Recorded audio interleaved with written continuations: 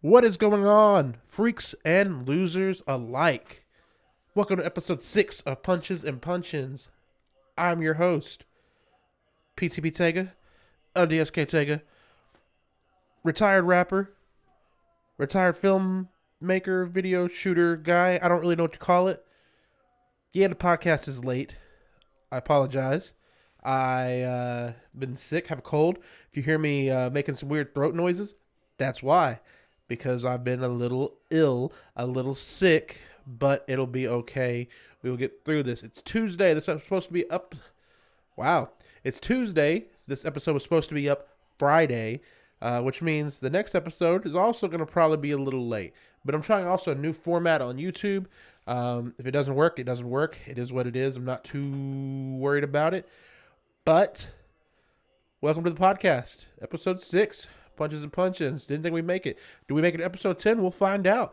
But we are coming off of the weekend that was my man, the one and only, the Sugar Show, Sean O'Malley, dropping the champion. And now he is the champion. Nobody's seen that coming, except for, I guess, Sugar and his coach, Timbo. Nobody, though. All the professionals. I had a hope, but I didn't have, faith, I guess you call it. But I did have hope, and sometimes it's all you need is the hope that something's going to happen. But we finally got rid of one of the Cringe Lord champions. Now we just need Sean Strickland to destroy Izzy. I don't know. Once again, we're going to hope for that best. But we're going to go back to Sean O'Malley hitting Aljamain with that crazy counter. Just floored him. He even was able to plant and get it all off. Just, I don't know, the force behind it. You see it just, I'd call it, flash knockout. Like it rolled him. He kind of goes limp until he hits the mat. Then he goes to defense mode and he takes, I think maybe 4 or 5 really hard shots before he kind of turns over and the ref stops it. I've seen people call it early stoppage. I will say this. I've never been so happy for an early stoppage in my life. But I was pretty happy by this one. I also thought maybe it might have been a little early. But also, to be fair, he did take a lot of damage from taking one of the crazier planted, and you plant firmly and launch, one of the crazier planted counter punches I've ever seen. And he took, like I said, 4 or 5 extra shots that were hard hammer fist. And so I don't know if rolling to his stomach and giving up his back, it could have done something for him, but Sean could have also continued to hammer fist him and give him that what we call CTE. So who knows if it actually did him any good? But new champion, Sean O'Malley, that opens up all types of opportunities for him to fight people. Great opportunities for the UFC to market this gentleman. He is very marketable. He's got it all. The gift, the gab. He's got the look, the branding. He's got an awesome social media presence. So they're able to almost pretty much do the Conor McGregor and just take him to the top as long as he's able to continue winning. However, and I say however because that division has got some assassins that are, I would say, a little bit more skilled than Sean O'Malley. Love him. I hate to even say negative things about him because I will say this. He's a sniper. He is going to hit you no matter what. He showed Peter Yan that. That I think that went to a decision, but still, he was still teeing him up on him. This is a perfect example also. He should have been wrestled to the ground and just mauled, but instead, he just ethered him, sent him to the nether realm. Sniper shots. We see this time and time again with Sean O'Malley. So, I say we get that one single L that was really only an L because it disabled his leg, which is still a rule, so it is what it is, because you can be like, oh, he only won because he knocked out. Whatever. I don't care. Let's say this. Go get that L back from Cheeto Vera. Call him up. Drop Cheeto Vera. Boom. They also got that Russian Chechnyan fella that's in the second rank right now. Maybe even first ranked. Right behind. Maybe, right? No hope. But maybe. Does he beat Sean O'Malley? Probably. But does Sean snipe him and drop him? Probably. That division's full of killers. You got Henry Cejudo. Olympic wrestler. got put on his back multiple times by Aljamain. Just out wrestled by Aljamain. So is he able to beat Sean O'Malley?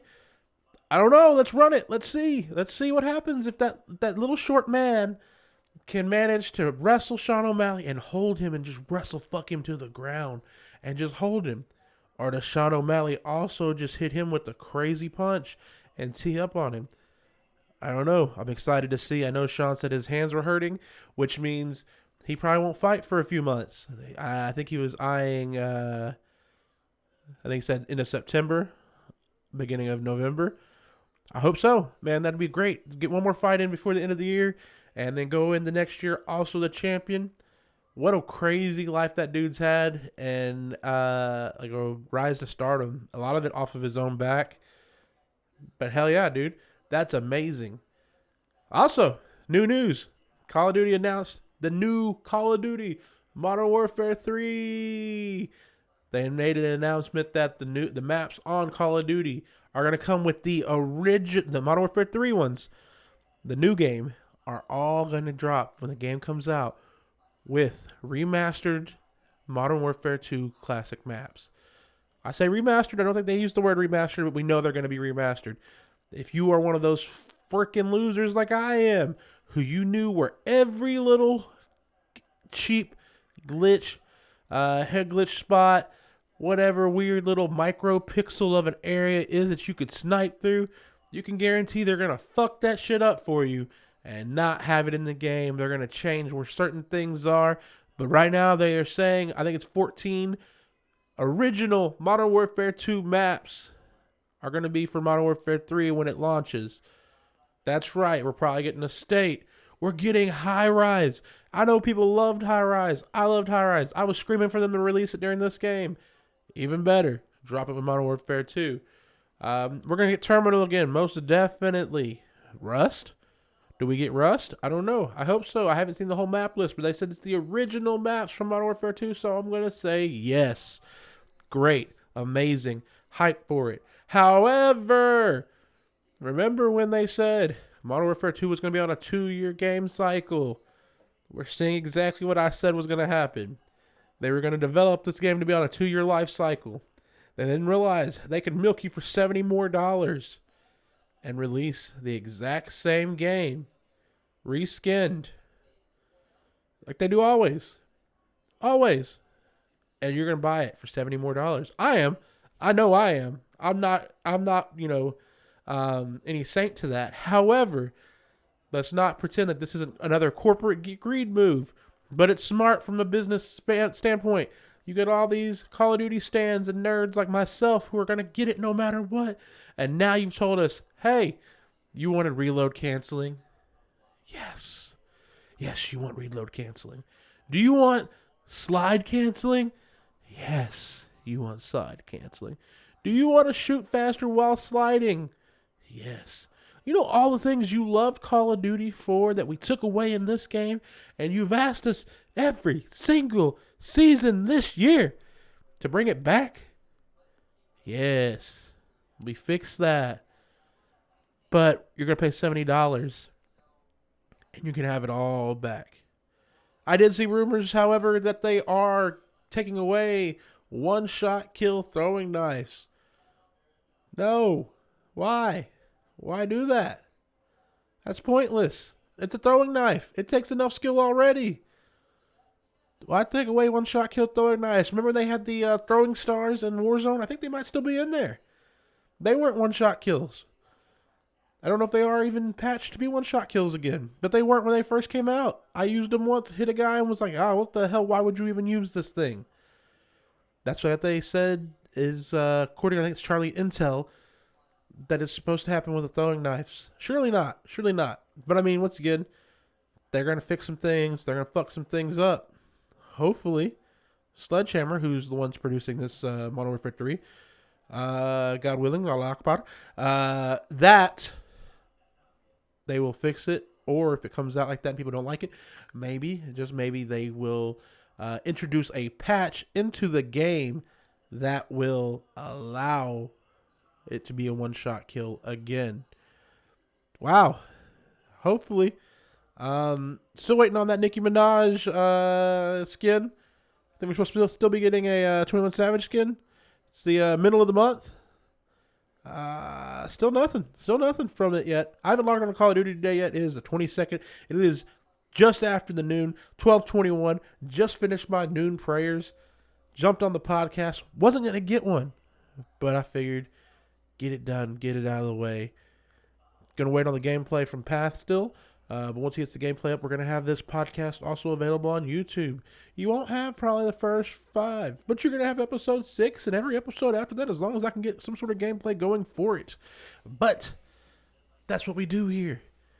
This is going to be an LDSK podcast now. I mean, it already is, but now it's going to be an LDSK name-sponsored podcast on the channel. So go check it out, youtube.com/LDSK esports if you guys haven't. I do YouTube as well. Maybe getting back into rap. Don't want to make a career out of rap, but I enjoy making music. Might do something like that again. I don't really know for sure, though. I'm trying to see, let's see what the UFC is looking like coming up. Any interesting fights?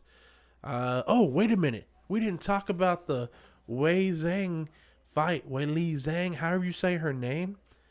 She won by decision. It went to decision against Amanda Lumos, who, to be fair, did not look very good in that fight. Ian Gary looked amazing in his fight against Neil Magny. 13-0 Ian Gary. Who is he fighting next? Who knows? That dude said he wanted the fucking Karate Kid. What the hell is his name? He wanted that little fucking karate dude. And the dude's like, nah, I don't want to fight him. Quit dodging. Fight him. Fight him. I didn't get to watch any of the other fights. It looks like Cheeto won his fight by decision. Dang, man. That's messed up. Looks like the next cards we have is August 26th. Wow. It's going to be a Max Holloway. So wow. This is on a fight night card?